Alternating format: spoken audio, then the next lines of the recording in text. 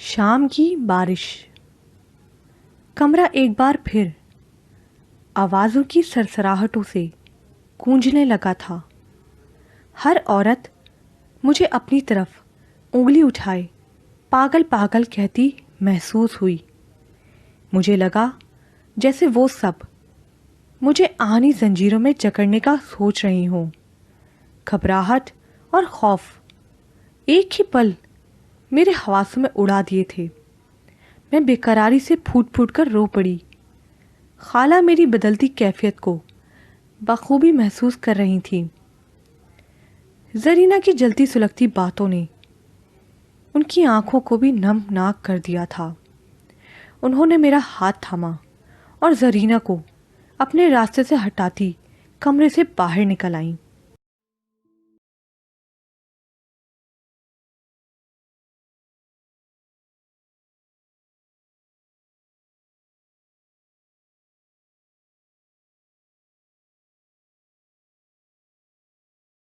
ادھر بس رکی اور ادھر اعتزاز بھائی کا ہاتھ مجھے سہارا دینے کو موجود تھا۔ آپ؟ میں ہاتھ نظر انداز کر کے بس سے اتر آئی۔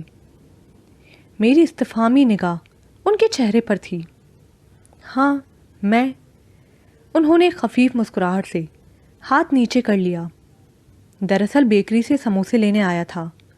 سامنے سے بس آتی دیکھ کر ایسا لگا کہ تم اترو گی، سو وہیں کھڑا رہا، اور اب توقع کے عین مطابق تم میری نظروں کے سامنے ہو۔ کوئی کام تھا مجھ سے؟ میں نے ان کی تفصیل سن کر قدم گھر کی طرف بڑھائے تھے، پھر وہ میرے ساتھ ہی چلنے لگے۔ نہیں، کام کچھ خاص نہیں تھا، بس ایک کتاب چاہیے تھی۔ کتاب؟ میں چلتے سے رک گئی۔ کون سی کتاب؟ وہی جو تم پڑھ رہی تھی، دی سرکل آف مائی لائف۔ انہوں نے فوراً نام بتا دیا۔ اچھا وہ؟ میں نے قدم پھر سے گھر کی طرف بڑھا دیے۔ وہ کتاب میں نے واپس کر دی ہے اعتزاز بھائی۔ واپس کر دی؟ ان کی حیرت واضح تھی۔ جی، میں نے سر اس بات میں ہلا دیا۔ لائبریری کی کتاب اتنی دیر تک نہیں رکھی جا سکتی، سو واپس کرنا ضروری تھی۔ اگر آپ پہلے بتا دیتے تو میں ری ایشو کروا لاتی۔ ارے تو اب کروا لاؤ نا، کیا میری خاطر اتنا بھی نہیں کر سکتی؟ انہوں نے کہا۔ ضرور کر سکتی ہوں۔ آپ کل پرسوں تک آ کر وہ کتاب لے جائیے گا۔ کل پرسوں تک؟ وہ اس بار بے ساختہ مسکرائے تھے۔ کوئی ایک بات کرو مومنہ، کل یا پرسوں؟ کیا مطلب؟ میں نے حیرت سے ان کی طرف دیکھا۔ آج ان کا لہجہ کچھ بدلا ہوا تھا۔ میرے دل میں جیسے ایک ہلچل سی جاگی، مگر وہ سادگی سے بولے، سیدھا سا مطلب ہے یار، کتاب کل لاؤ گی یا پرسوں؟ اگر ایک دن بتا دو گی تو مجھے آسانی رہے گی اور میں آ کر کتاب لے جاؤں گا تم سے۔ ٹھیک ہے۔ میں نے خجالت سے نظریں چرائیں اور دروازے پر جھولتے تالے کو دیکھا۔ ایسا کیجئے، آپ پرسوں آ کر کتاب لے جائیے گا مجھ سے۔ اوکے۔ انہوں نے لفافے میں ہاتھ ڈال کر 2 سموسے نکالے اور میری طرف بڑھا دیے۔ یہ لو، بہت گرما گرم سموسے ہیں، چائے پیو گی تو موسم کو بھی انجوائے کر لینا۔ ارے نہیں اعتزاز بھائی، میں نے عجلت سے انکار کر دیا۔ میں کھانے کے بعد عموماً چائے نہیں پیتی۔ اوفو مومنہ، کیسی بدذوق ہو تم۔ انہوں نے زبردستی سموسے میرے ہاتھ میں تھما دیے۔ ایک نظر ذرا آسمان کی طرف دیکھو، کس قدر بادل گھر آئے ہیں۔ لگتا ہے کسی دم بارش ہو جائے گی۔ ایسے موسم میں اگر چائے کے ساتھ سموسے بھی ہوں تو کیا بات ہے۔ میری مانو تو موسم کا تقاضا سمجھ کر چائے پی لینا۔ میری گارنٹی ہے تم بہت انجوائے کرو گی۔ ٹھیک ہے۔ مجھے مجبوراً اس بات میں سر ہلانا پڑا۔ آج کی چائے موسم کے نام، ٹھیک ہے نا؟ انہوں نے میری رضامندی پر مسکرا کر مجھے دیکھا۔ تب میں نے پوچھا، اعتزاز بھائی، آپ اندر نہیں آئیں گے کیا؟ نہیں بھائی، مجھے بھی سموسے ٹھنڈے ہونے سے پہلے چائے پینی ہے۔ پرسوں آؤں گا کتاب لینے۔ وہ ہاتھ ہلا کر واپسی کو پلٹ گئے۔ میں نے بھی تیزی سے بڑھ کر گھر کے دروازے کا تالا کھولا تھا۔ اپنے کمرے میں آ کر شولڈر بیگ اور سموسے میز پر رکھے اور فوراً بستر پر لیٹ گئی۔ بدن جیسے ٹوٹ رہا تھا۔ گھر واپسی پر ہر روز تھکاوٹ سے بے حال جسم آرام چاہتا تھا، سو میں گھر لوٹتے ہی بستر سنبھال لیا کرتی تھی اور 1-1.5 گھنٹہ لیٹ کر ہی دوسرے کاموں کی طرف متوجہ ہوتی تھی۔ مگر آج کام کے بجائے اعتزاز بھائی کا خیال دل و دماغ پر حاوی تھا۔ ماما کے انتقال کے بعد اعتزاز بھائی کی ذات میرے لیے کسی صاحبان سے کم نہیں تھی۔ ان حالات میں جب خاندان کے ساتھ باہر کے لوگوں نے بھی مجھے تنہا جان کر ملنا جلنا چھوڑ دیا تھا، ایسے میں خالہ، خالو اور اعتزاز بھائی کی ہمدردی نے مجھے اپنے ہونے کا احساس دیا۔ اعتزاز بھائی کی شخصیت میرے لیے ماں باپ، بہن بھائی، غرضیہ کے ہر رشتے کے خلوص کو سمیٹے ہوئی تھی۔ وہ در حقیقت میرے خالہ زاد تھے، مگر خود کو میرا دوست کہا کرتے تھے۔ ایسا دوست جو غم گساری کے ساتھ ساتھ زندگی کو جینے کے قابل بنانے میں اہم کردار ادا کرتا ہے۔ ماما کی اچانک موت کے بعد اعتزاز بھائی کی دوستانہ گفتگو کی نرماہٹ اور گداز لہجے نے میرے دل کے زخموں پر پھائے رکھنا شروع کر دیے تھے۔ یہ سچ ہے کہ میں نے اپنے ہر دکھ میں ان سے ایک پناہ چاہی تھی، اور یہ بھی سچ ہے کہ انہوں نے مجھے کبھی مایوس نہیں کیا تھا۔ وہ دن کے کسی پہر آ کر مجھ سے میری مشکلات پوچھ جایا کرتے تھے۔ مجھے کوئی کام، کوئی الجھن یا پریشانی ہوتی تو بے دھڑک اعتزاز بھائی سے کہہ ڈالتی۔ وہ اپنا سارا کام چھوڑ کر اس طرح میری حاجت روائی کرتے کہ مجھے شکریہ کہنے کا موقع بھی نہیں مل پاتا تھا۔ اعتزاز بھائی اپنے 5 بہن بھائیوں میں تیسرے نمبر پر تھے۔ خالو اور سمینہ خالہ اپنی ساری اولاد بیاہ چکے تھے۔ صرف ایک اعتزاز بھائی تھے جو اب تک تعلیم کی غرض سے ملک سے باہر رہنے کی وجہ سے کنوارے تھے۔ پچھلے سال ہی ان کی وطن واپسی ہوئی تھی اور آنے کے ساتھ ہی انہیں ایک پرائیویٹ ادارے میں بہت اچھی جاب مل گئی تھی۔ نوکری کے لگتے ہی سمینہ خالہ ان کے لیے لڑکی تلاشنے لگی تھی۔ چند ایک پسند بھی آئی تھیں، مگر اعتزاز بھائی نے انہیں فوری ریجیکٹ کر چکے تھے۔ دراصل ابھی وہ شادی کرنا نہیں چاہتے تھے۔ انہوں نے باتوں باتوں میں مجھے یہ بات کہہ رکھی تھی کہ وہ کچھ سال اپنا کریئر بنانے پر دھیان دینا چاہتے ہیں۔ کسی قابل ہوں تو شادی جیسی ذمہ داری کو نبھا پائیں گے۔ وہ شادی سے پہلے مالی طور پر خود کو مستحکم کر لینا چاہتے تھے۔ میں اعتزاز بھائی کے دل کی یہ بات خالہ کے گوش گزار کر چکی تھی، مگر وہ ان کی خواہش کے برعکس متواتر لڑکیاں دیکھ رہی تھیں۔ سمینہ خالہ میری ماما کی بڑی بہن تھیں۔ وہ نانا کی پہلوٹی اولاد تھیں۔ ان کے بعد نانا کے ہاں 4 بیٹے پیدا ہوئے، مگر ان میں سے کوئی بھی زندگی نہ پا سکا تھا۔ 4 بیٹوں کے بعد میری ماما کی پیدائش ہوئی، سو خالہ اور ماما کی عمر میں وقت کی ایک بڑی دیوار حائل تھی۔ دیکھنے والے دونوں بہنوں کو پہلی نظر میں ماں بیٹی سمجھا کرتے تھے۔ عمر کا یہی فرق سمینہ خالہ کو ماما سے اپنی اولاد جیسی محبت کرنا سکھا گیا تھا۔ ماما سمینہ خالہ کی بہت عزت کرتی تھیں۔ یہی وجہ تھی کہ جب خالہ اپنی دیورانی کے بھائی ابو الحسن کا رشتہ لے کر آئیں تو ماما انکار نہ کر سکی تھی، صرف اس لیے کہ سمینہ خالہ کی عزت سسرال میں کم نہ ہو جائے۔ ماما کی زندگی بہت عجیب تھی۔ وہ نانا نانی کی آخری چہیتی اولاد تھیں، مگر شوہر کی محبت کے لیے انتہائی بد نصیب تھیں۔ میرے پاپا ابو الحسن ایک پڑھے لکھے مگر الجھے مزاج کے انسان تھے، خود سے زیادہ دوسروں پر بھروسہ کرنے والے، ایسے ناسمجھ انسان جو اپنا نفع نقصان دیکھے بغیر کسی کے کہنے پر کچھ بھی کرنے پر آر محسوس نہیں کرتے، کانوں کے کچے اور بے حد ہلکی طبیعت کے مالک تھے۔ لوگ ان کی اس کمزوری سے فائدہ اٹھاتے اور ماما سب کی شکل دیکھتی رہ جاتی۔ پاپا کی یہی ناسمجھی ایک خسارے کی صورت ماما کے آڑے آ جاتی۔ شادی کے بعد 6 سال کا عرصہ ماما نے شاید ہی سکھ سے گزارا ہو۔ ان کا مزاج پاپا کی فطرت سے یکسر مختلف تھا۔ وہ بے حد خاموش طبع اور ذہین عورت تھیں۔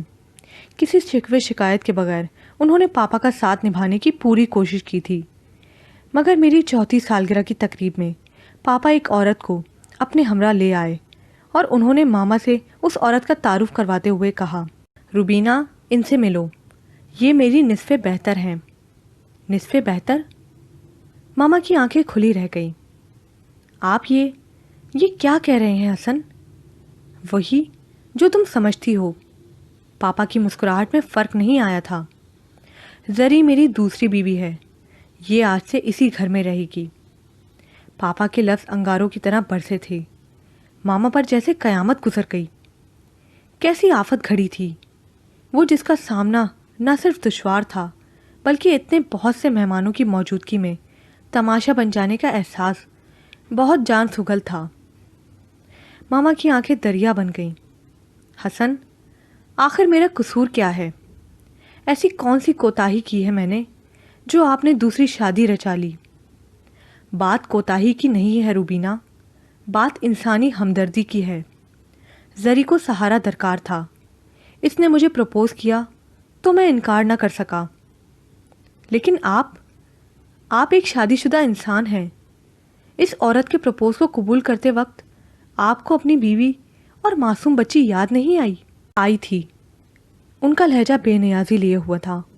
لیکن یاد آنے سے کیا ہوتا ہے؟ میں نے کچھ غلط تو نہیں کیا؟ زری سے شادی کر کے میں یہ دوہری ذمہ داری بآسانی نبھا سکتا ہوں، اور ویسے بھی ہمارے مذہب میں 4 کی گنجائش موجود ہے۔ پھر تمہیں کیا اعتراض ہے؟ اعتراض؟ ماما نے تڑپ کر انہیں دیکھا۔ آپ خود کو ایک دوسری عورت سے بانٹ رہے ہیں، کیا میں یہ سہ پاؤں گی؟ No problem.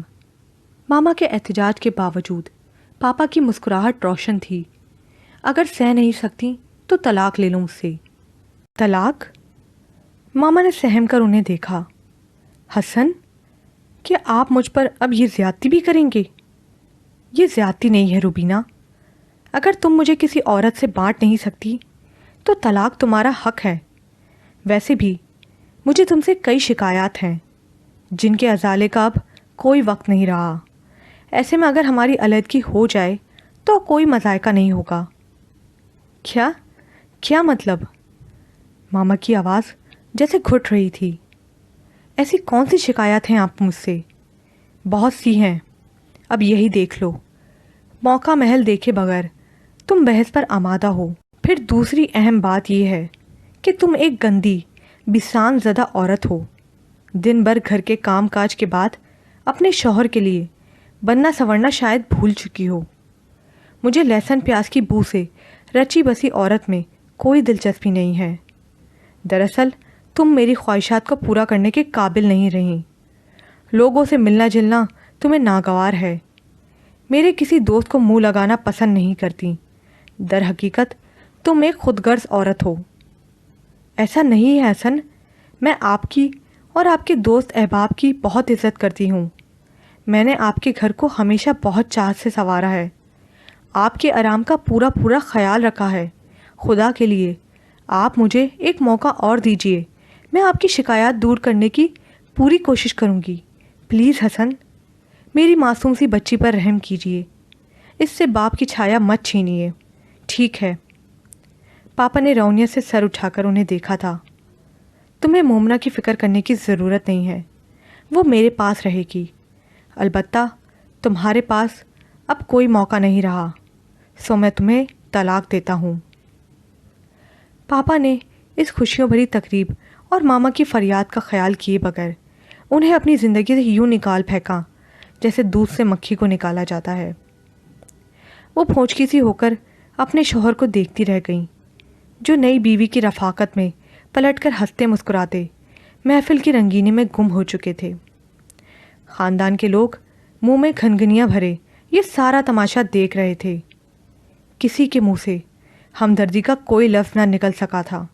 وہ حیرتوں میں ڈوبے اس شادی کا انجام دیکھ رہے تھے جو ماما کی قربانیوں سے 6 سال کا عرصہ گزار کر بھی آج نامعتبر ثابت ہوئی تھی۔ ماما کا وجود اب تک آندھیوں کی زد پر تھا۔ اس کی ایسی حالت تھی جو صرف محسوس کی جا سکتی تھی۔ ایسی کیفیات کو لفظوں کے اظہار کی ضرورت نہیں ہوتی۔ یہ شوق ماما کے لیے بے حد جان لیوا تھا۔ وہ طلاق کے بعد عدت کے سارے عرصے میں بے حد بیمار رہی تھیں۔ دھوکہ ہو یا دکھ، اس کا صدمہ شدید ہوتا ہے۔ بندہ ذہنی انتشار کا شکار ہو جاتا ہے۔ سو اپنی بیماری کے دوران ماما نہ صرف جسمانی اذیت اٹھا رہی تھیں بلکہ ذہنی خلفشار اور اعصابی دباؤ کے باعث نفسیاتی مریضہ کا روپ دھار گئی تھیں۔ وہ بیٹھے بیٹھے خود سے باتیں کرنے لگتیں، روتیں اور کبھی چیختی چلاتیں۔ کھانے پینے کا کوئی ہوش نہ رہا تھا۔ دن کو سہمی رہتی اور رات کو ادھر ادھر گھومتی پھرتی رہتی۔ پاپا کے منہ سے نکلے وہ اذیت بھرے الفاظ ماما کے ذہن کو اپنی گرفت سے آزاد ہونے نہیں دیتے تھے۔ وہ جب اپنی جھونک میں باتیں کرتی تو جیسے سب کو باور کراتی کہ وہ ایک گندی عورت ہیں جن سے پیاز اور لہسن کی بو آتی ہے۔ وہ کہتی کہ وہی بدبو ان کی طلاق کا سبب ہے، اب انہیں اس بو سے چھٹکارا پانا ہے۔ پھر وہ اٹھ کر ہاتھ دھوتی تو کئی کئی گھنٹے ہاتھ دھوتی چلی جاتی۔ غسل کا ارادہ باندھتی تو صبح سے شام ہو جاتی، واش روم کا دروازہ نہ کھلتا۔ انہیں خود سے ہی نہیں، اپنے استعمال کی ہر چیز سے بو آنے لگتی۔ یہ بو ان کے حواس پر اس حد تک سوار ہو گئی کہ ماما کا وجود بے چارگی کی تصویر بن کر لوگوں کے لیے تماشا سا بن گیا تھا۔ کوئی ان پر ہنستا، کوئی فکرے کستا، اور جو کوئی زیادہ بے رحم ہوتا وہ منہ در منہ طلاق کے غم پر صبر اور خود کو سدھارنے کی نصیحت کرنے بیٹھ جاتا۔ ایسے لمحوں میں ماما کی بے بسی دیکھنے کے لائق ہوتی۔ وہ لب بستہ انداز لیے نم آنکھوں کے ساتھ سمجھانے والے کو اس طرح دیکھتی جیسے کہہ رہی ہوں، جس تن لاگے وہی جانے، تم اس دکھ کی اذیت کو کیا سہ پاؤ گے جس کی جلن مجھے اندر ہی اندر بھسم کرتی جا رہی ہے۔ سمینہ خالہ انہیں دیکھ دیکھ کر روتی تھی۔ دوسری طرف پاپا کی دوسری بیوی مجھ جیسی کمزور بچی کا بوجھ نہ اٹھا سکی۔ چند ماہ بعد ہی اس کے صبر کا پیمانہ چھلک اٹھا تھا۔ جب میں ماں کی آغوش اور اس کے محبت بھرے لمس کو ترستی تو رونا شروع کر دیتی۔ میرے رونے کی باریک آواز پاپا کی بیوی سے برداشت نہ ہوتی اور وہ اٹھ کر میرا چہرہ چانٹے مار مار کر سرخ کر دیا کرتی۔ اس کا بہیمانہ سلوک مجھے خوف کی چادر اڑا جاتا۔ تب میں سارا وقت چیخا کرتی۔ میرا ننھا سا ذہن اس بدلتی صورتحال کو سمجھ نہیں پاتا تھا۔ میں خوب چلاتی اور میرا یہ شور شرابہ مجھے میرے خوف سے دور رکھا کرتا تھا۔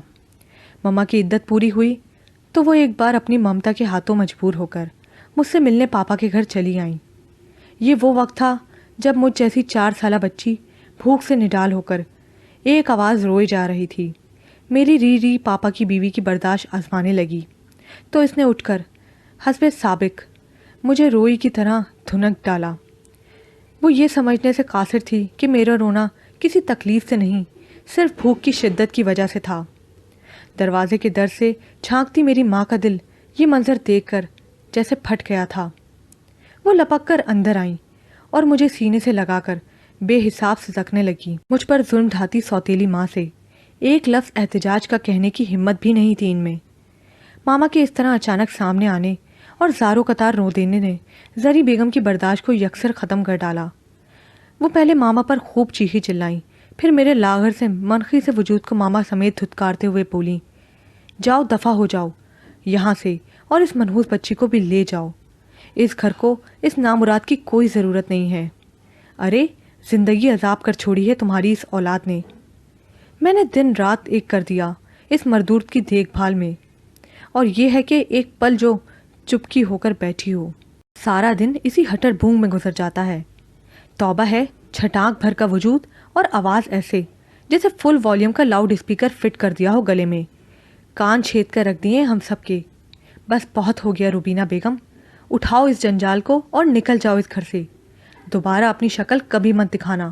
ماما نے اتنی سلواتیں سن کر ایک تشکر سے زری کی شکل دیکھی جو ایک نفرت بھرے احساس کے ساتھ مجھے نکالے دے رہی تھی، گویا ماما کو 2 جہاں کی دولت بخش رہی تھی۔ ماما نے مجھے دل سے لگایا اور اپنے گھر لوٹ آئیں۔ اس دن کے بعد پاپا میری زندگی سے ہمیشہ کے لیے نکل گئے تھے۔ زندگی ایک بے رحمی سے بھاگتی دوڑتی رہی۔ گزرتے وقت نے ہم پر بہت سے سرد و گرم کے ساتھ بے بسی اور بے کسی کے کئی در کھولے، جس سے ہم ماں بیٹی کو گزرنا ہر پل عذاب سہنے کے مترادف لگتا۔ مجھے اپنے قریب پا کر ماما کی ذہنی کیفیت اس قدر الجھاؤ کا شکار تھی کہ وہ اب اپنی باتیں مجھ جیسی ناسمجھ، کم عمر اور معصوم بچی سے شیئر کیا کرتیں۔ وہ اپنے دل کا ہر احساس میرے سامنے کھول کر رکھ دیتیں۔ انہیں یہ پتہ ہی نہ چلتا تھا کہ ان کی وہ باتیں میرے چھوٹے سے دماغ پر کیسا بڑا بوجھ لاد دیا کرتی تھیں۔ وہ اکثر مجھے گود میں لے کر کہا کرتی تھیں، مومنہ مجھے بتاؤ، تمہارے پاپا نے مجھے طلاق کیوں دی؟ آخر کیا خطا تھی میری؟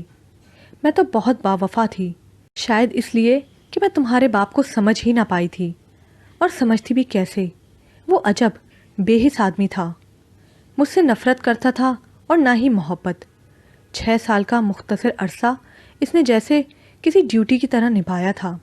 میں پھر بھی کسی صلے کی چاہت کیے بغیر اس کا حق ادا کرنے کی کوشش کرتی رہی، مگر کیا ملا مجھے؟ وہی 3 لفظوں کی مار۔ پتہ ہے مومنہ، عورت کا سب سے بڑا مسئلہ کیا ہے؟ وہ مسئلہ یہ مرد ہوتے ہیں، وہ ہر لمحہ پرت در پرت کھلتے ہیں۔ انہیں سمجھنے کے لیے عورت کو ان جیسا گھاگ ہونا پڑتا ہے، لیکن یہ سچ ہے کہ مرد ایک آگ کی طرح ہوتا ہے، اس پر توجہ نہ دو تو قابو سے باہر ہو جاتا ہے۔ میں بھی اس بے دہانی میں ماری گئی ہوں مومنہ۔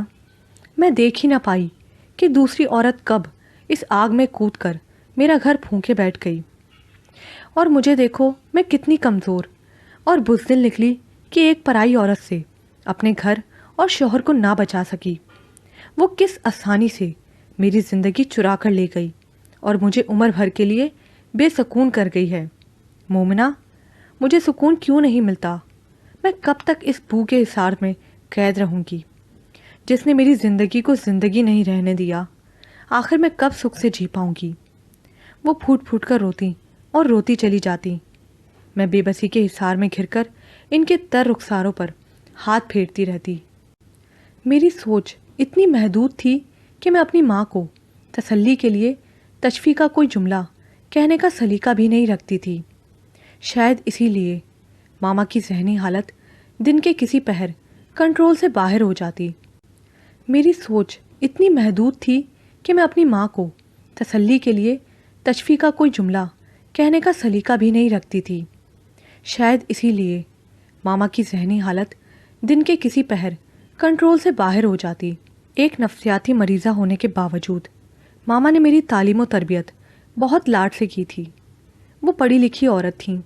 انہوں نے میرے ننھے سے وجود کو زندگی کی حرارت دینے کے لیے ایک تعلیمی ادارے میں نوکری حاصل کی اور بے حد لگن سے میری تعلیم و تربیت میں مصروف ہو گئیں۔ میں ماما کی بیچارگی کو اپنے بچپن سے ہی محسوس کر لیا کرتی تھی۔ وقت گزرنے کے ساتھ ان کا چیخنا چلانا اور رونا بند ہو گیا تھا۔ اب وہ خاموش رہنے لگی تھی، اتنی خاموش جیسے کوئی ٹھہرا ہوا گہرا پانی جس کی تہہ میں کیا چھپا ہوا ہے کوئی نہیں جانتا۔ صرف سمینہ خالہ وہ واحد ہستی تھی جن کی محبت میں نے ماما کو ہنستے مسکراتے دیکھا تھا۔ وہ جب بھی بھولے بھرے ہنستی تو مجھے ایسا لگتا جیسے کوئی ندی گنگنا اٹھی ہو یا کوئی جھرنا کسی جل ترنگ کی صورت پھوٹ نکلا ہو۔ میں اپنی پوری کوشش کرتی کہ سمینہ خالہ ماما کے پاس سے جلدی اٹھ کر نہ جائیں۔ وہ اپنے اچھے سلوک اور سچی محبت سے ماما کو ان کے دکھ سے نکالنے کی حتی المکان صحیح کرتی اور اس بات کا دھیان رکھتی تھی کہ وہ خود کو نارمل رکھنے کی ہر کوشش میں کامیاب رہیں۔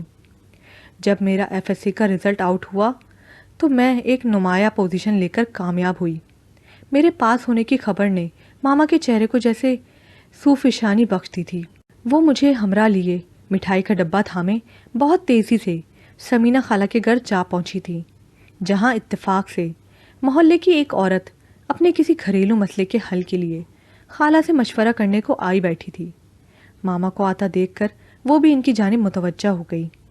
ماما نے سمینہ خالہ سے اپنی خوشی بانٹتے ہوئے ایک تفاخر سے کہا، لیجیے آپا، منہ میٹھا کیجیے، آج آپ کی بھانجی نے FSC میں فرسٹ پوزیشن حاصل کی ہے۔ اس نے میری محنت اور بھروسے کا مان رکھا ہے اور یہ بات میرے لیے بہت اہم ہے۔ بھائی واہ، یہ تو واقعی بہت بڑی خوشخبری ہے۔ سمینہ خالہ نے ہاتھ بڑھا کر مجھے اپنی باہوں میں بھر لیا اور ماتھا چوم کر بولی، شکر ہے اس رب کا جس نے میری بہن کے خالی دامن میں آج کوئی خوشی ڈالی ہے۔ سچ کہوں مومنا، آج بہت بڑا دن ہے کہ تمہارے توسط سے تمہاری ماں کی آنکھوں میں خوشی کی جوت جلملائی ہے۔ جی خالہ۔ میں نے نم آنکھوں سے ماما کے مسکراتے ہوئے چہرے کو دیکھا۔ میں یہ چمک ان کی آنکھوں میں ہمیشہ دیکھنا چاہتی ہوں۔ کاش ماما سدا اسی طرح خوش رہیں۔ میری آواز بھررانے لگی۔ پگلی؟ خالہ نے ہولے سے میرے سر پر چپت لگائی۔ اس میں رونے کی بھلا کیا بات ہے؟ تم آج اپنے اشکوں پر بند باندھ لو بیٹا، اور خوشیوں کے لیے راستہ کھلا چھوڑ دو۔ تمہیں اور تمہاری ماں کو ان چھوٹی چھوٹی خوشیوں کی بہت ضرورت ہے۔ یہی وہ انمول لمحے ہیں جن کی طمانیت زندگی کو جینے کے قابل بناتی ہے۔ بالکل بالکل، خالہ کی پڑوسن نے بے حد شفقت سے میرا کاندھا تھپکا تھا۔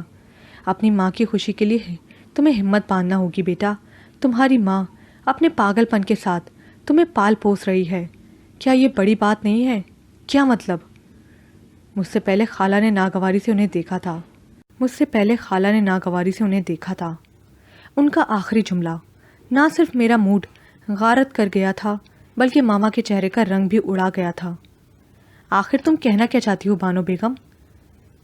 بانو بیگم گھبرا سی گئیں، ہڑبڑا کر بولی، میں نے کیا کہنا ہے آپا، پورا محلہ جانتا ہے تمہاری بہن طلاق کے بعد ایک پاگل پن کے ساتھ جی رہی ہے۔ اس کی عجیب و غریب حرکتیں ہم سے چھپی تھوڑی ہیں۔ اب وہی عورت اپنی دیوانگی کے ساتھ بیٹی کی تعلیم و تربیت کرے تو یہ انہونی ہوئی نا۔ میں تو فقط مومنہ سے ہمدردی جتا رہی تھی۔ آپ کو ہمدردی جتانے کی ضرورت نہیں ہے، میں نے تڑپ کر جیسے اپنی خفگی کا اظہار کیا۔ اے لو، میں نے کون سا غلط کہہ دیا بیٹا؟ پاگل پن بھی ذہنی مریض ہوتے ہیں نا۔ یہاں ان کی دماغی روح بھٹکی، وہاں وہ الٹا سیدھا ہانکنے لگے۔ خیر، تمہاری ماں باتوں میں بہت ٹھیک ٹھاک ہے، البتہ اس کی حرکتیں پاگل پن کا کھلا اظہار ہیں۔ تم جانتی ہو وہ کوئی کام ہو کرتی چلی جاتی ہے، کبھی ہاتھ دھوتی ہے، کبھی کپڑے بدلتی ہے۔ دن میں 10 جوڑوں کی تبدیلی بھی اسے سکون نہیں دیتی، اوپر سے خوشبو میں نہاتی رہتی ہے۔ تمہاری ماما کے اسے ہر چیز سے بو محسوس ہوتی ہے۔ سچ کہو، کیا یہ پاگل پن نہیں ہے؟ ہاں، یہی پاگل پن ہے۔